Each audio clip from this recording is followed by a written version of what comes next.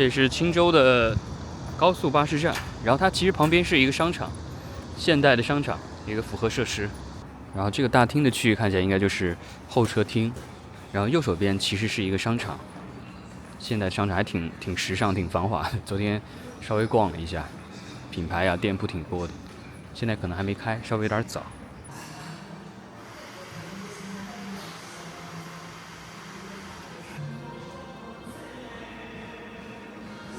这家店吃的没什么太多选择，只有一个巧克力蛋糕，还有一个芝士蛋糕。选了一个芝士蛋糕，然后买了一杯咖啡。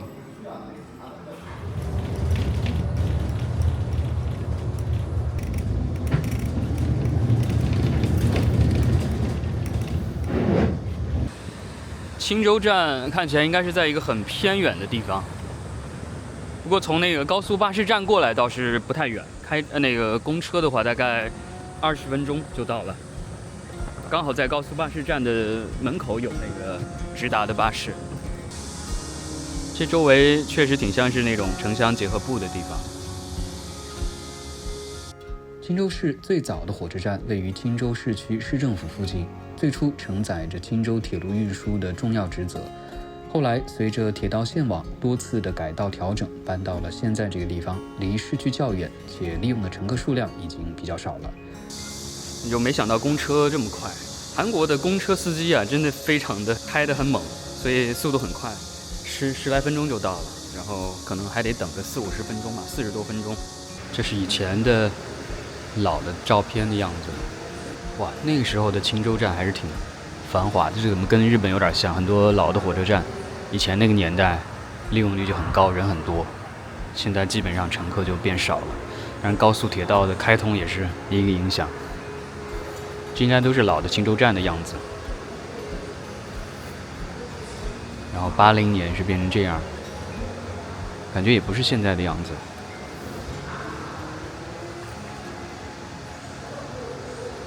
如果前往首尔，大多数人会选择在青州市内或青州机场直接乘坐高速巴士，或前往附近的武松站乘坐韩国高铁 KTX。从武松站乘坐高铁仅需45分钟即可到达首尔。今天要坐的就10点46的那个乌琼花，应该是叫。现在的青州站仅有韩国当前等级最低、最慢的火车吴琼花号，虽然时间较慢，从青州前往首尔约需1小时50分钟，但价格非常便宜，仅需8900韩币。如果乘坐大巴需要13000韩币，而如果是高铁需要19000韩币。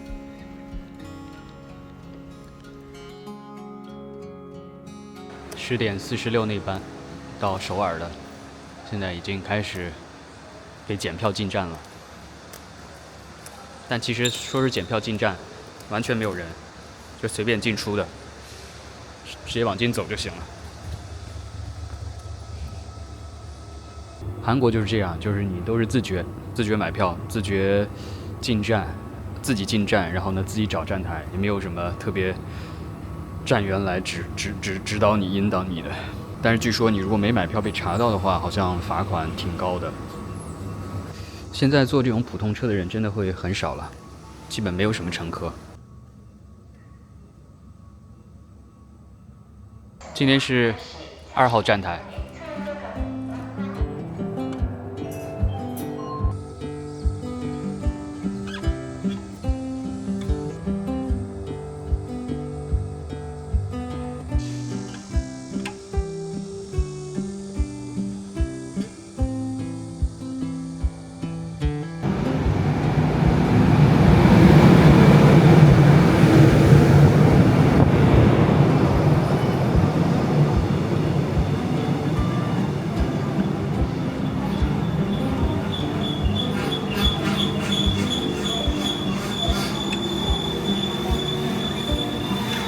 一共是4节编组，确实从这个外观上来看，应该也是年代很久的车了，很多外面的这个漆都已经裂了。今天是4号车厢。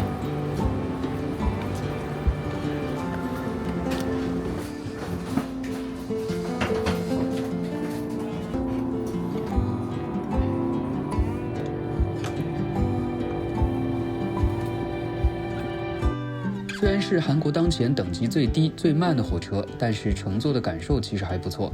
首先来过韩国旅行的朋友应该有体验过，就是韩国的火车站是没有检票口的，所有人自由上下车，没有安检以及检票，可以大大提高通行的效率，减少一些设备安装及维护的成本，也可以减少工作人员的设置。当然，也因为基本上车票信息已经提前收集到了后台，列车员只需在行驶中巡视确认即可，必要时可以进行检查。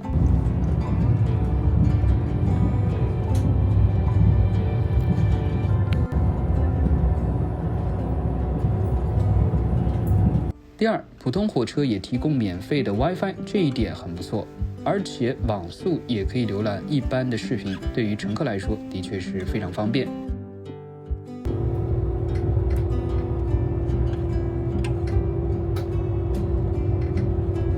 第三，在整个行驶的过程中，车厢非常安静，基本听不到任何大声聊天或手机外放的声音，就乘坐体验来说非常好。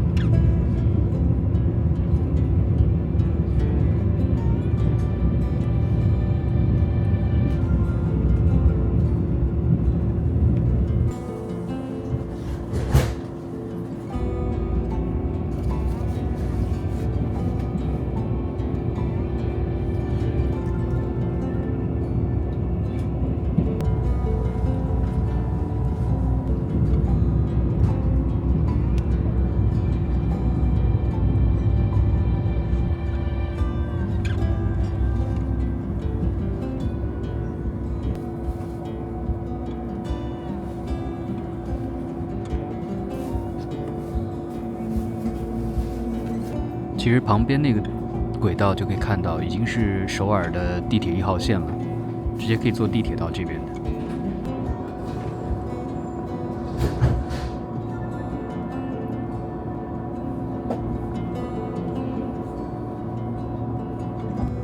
下一站应该就到首尔站了，跨过汉江。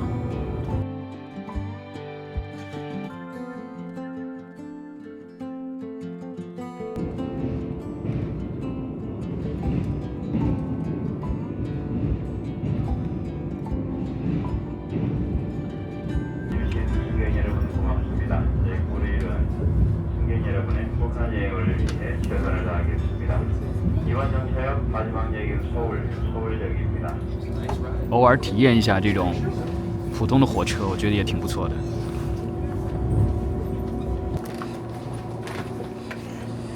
到首尔站了，首尔是靠右站的，车体真的是比较斑驳了。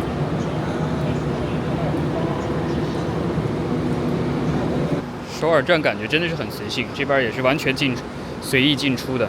然后这儿还修了一个休息区，有人就坐在这儿。出站也没有什么闸机验票口，直接就出来了。日本的话，它都得查票的，都得有验票口的。韩国真的是完全没有，直接进出。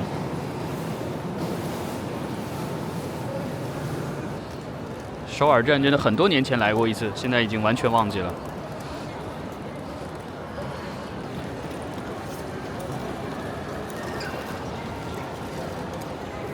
韩国的年轻男性都得服兵役的，所以他们车站有一个专门的，应该是军人的休息区吧，军人的候车区。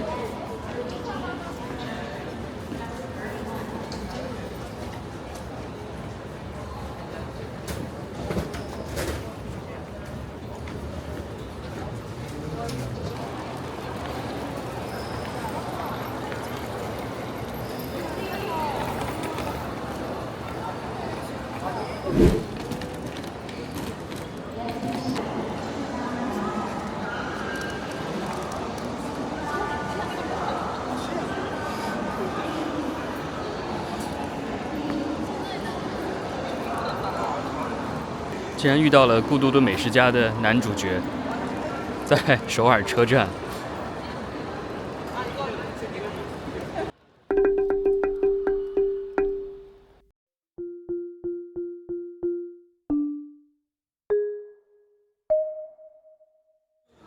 首尔车站2楼这边还有挺多餐厅的，刚好午餐可以在这边找点东西吃。人还是挺多的，很多人在排队。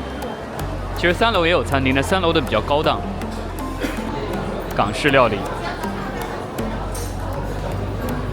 不过车站这边的餐厅价格还是挺贵的，这个套餐要2.7万、3.6万左右，单点的话也要大概1.4万、1.5万，价格相对来说比一般的店要贵一些，但人也很多。2楼这边往里面走，它有一个算是饮食区吧，美食区，类似于那种大排档的地方。然后这边的价格稍微实惠一些，所以大家要吃的话可以稍微往里面走一些。外面的店呢就稍微贵一些，而且人也比较多。里面这边空的位置还挺多的。点了一个炸酱面，然后这2天都没吃什么炸酱面，所以今天点个炸酱面。旁边它是配的套餐，会有一个这个糖醋肉，类似于东北的锅包肉吧。好像在韩国这种就被称为中华料理，韩国的中华料理。其实我还是挺喜欢吃韩国的炸酱面的。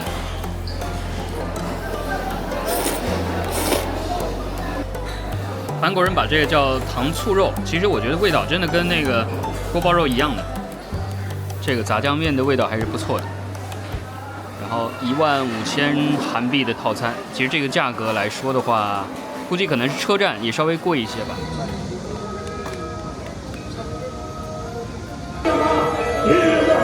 感觉韩国还是这种传教的比较多。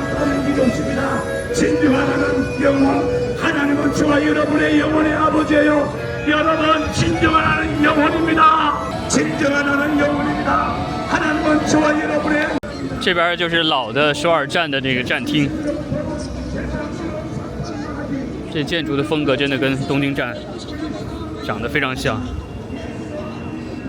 查了一下，这个站厅的设计者他是东京站设计者的学生设计的，所以确实风格特别的像。然后左边那边就是新的首尔站，这边好多老年人在这儿聚集着唱歌，我估计也应该也是跟宗教相关的吧。据说这个老的站厅它已经改建成一个博物馆了。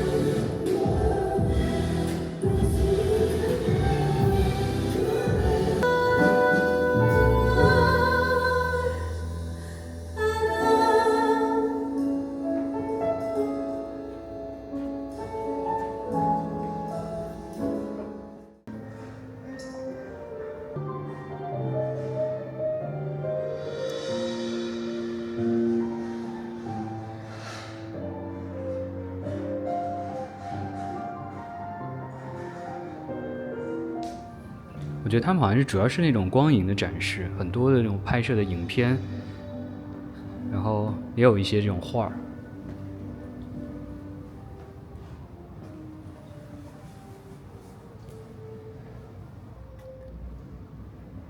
感觉这是老式的公寓的外墙，这种设计真的跟中国很像，完全都是这样子的。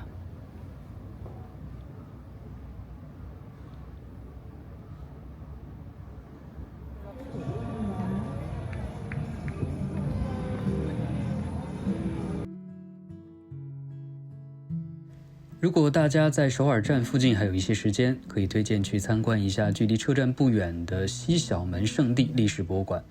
这里曾是朝鲜时代官方对于天主教徒与农民起义者的处决地点，所以对于韩国人来说具有很重要的历史和宗教意义。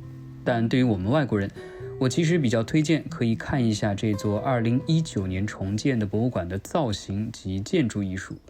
博物馆利用红砖包裹，不但简洁现代，而且营造出一种庄严又温暖的氛围。馆内无论是室内的展厅或者室外的空间，都利用了很多简洁柔和的线条以及灯光，并且巧妙地借助了室外的各种光线或光束，具有非常强烈的视觉冲击和艺术观感，而且氛围非常亲密。所以即使对历史不感兴趣，也可以单纯地感受一下这里建筑和公共艺术的美感。当然也很适合喜欢拍照的人来拍拍照，而且很关键，这里是免费入场。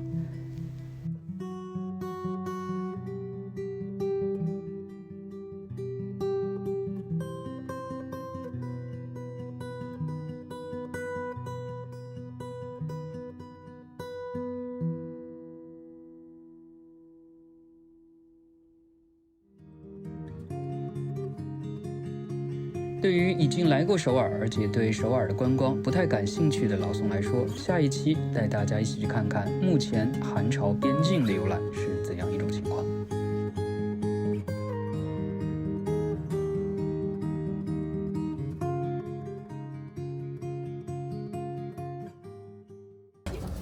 离开前还得再查一次大家的护照。